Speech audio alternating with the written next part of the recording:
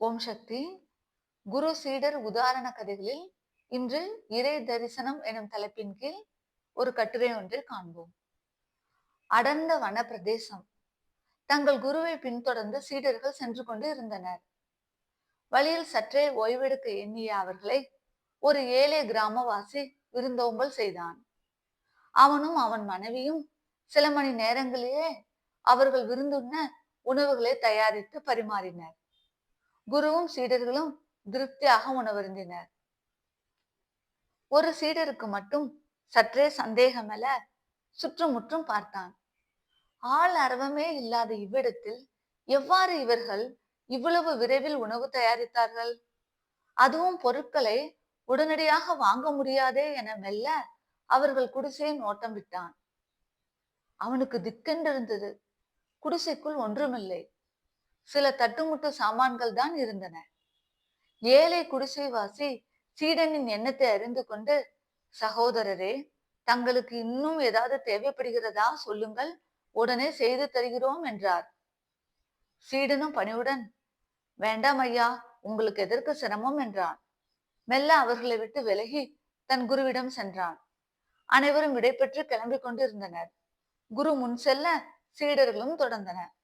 கடைசியாக சென்ற நம் சீடன் மட்டும் திரும்பி திரும்பி இவர்களை பார்த்து கொண்டே சென்றான். அடுத்த ஊர் சென்றடைந்தார்கள். அங்கு நல்ல வரவேற்பும் விருந்தும் கிடைத்தது.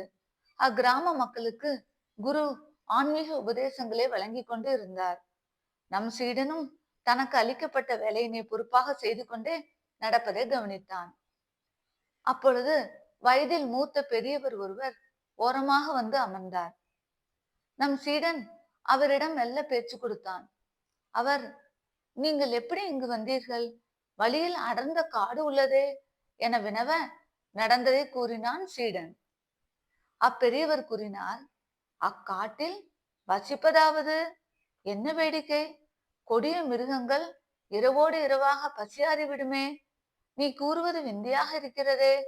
மனித நடமாட்டமே இல்லாத பகுதி அது.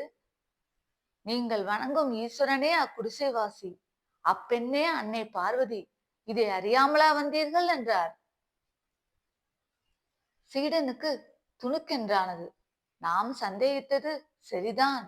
ஆனால் இதனை குரு உணரவில்லையே. குருவிடமே கேட்போம் என்று குருவிடம் சென்று நடந்ததை கூறினான்.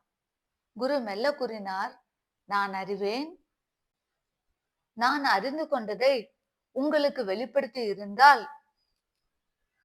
கன நேரம் அனைத்தும் மறைந்துவிடும். அவ்வாறு இல்லாமல் நீங்கள் எல்லோரும் அன்னையின் கரங்களால் உணவு உண்ணவே நான் அறியாதவன் போல் நடந்து கொண்டேன். அன்னை எத்தனை இரக்கமுடையவள் பார்த்தாயா என்றார். சீடன் மகிழ்வுடன் கூறினான், குருவே, நாங்கள் செய்த பெரும் தவ பயன் தங்களை குருவாக கொண்டு பின்பற்றும் வாக்கியத்தை இப்பிறவியில் கொண்டுள்ளோம் என பாதம் பணிந்தான். உண்மையான குருமார்கள் இறைவனின் அன்புக்குரியவர்கள்.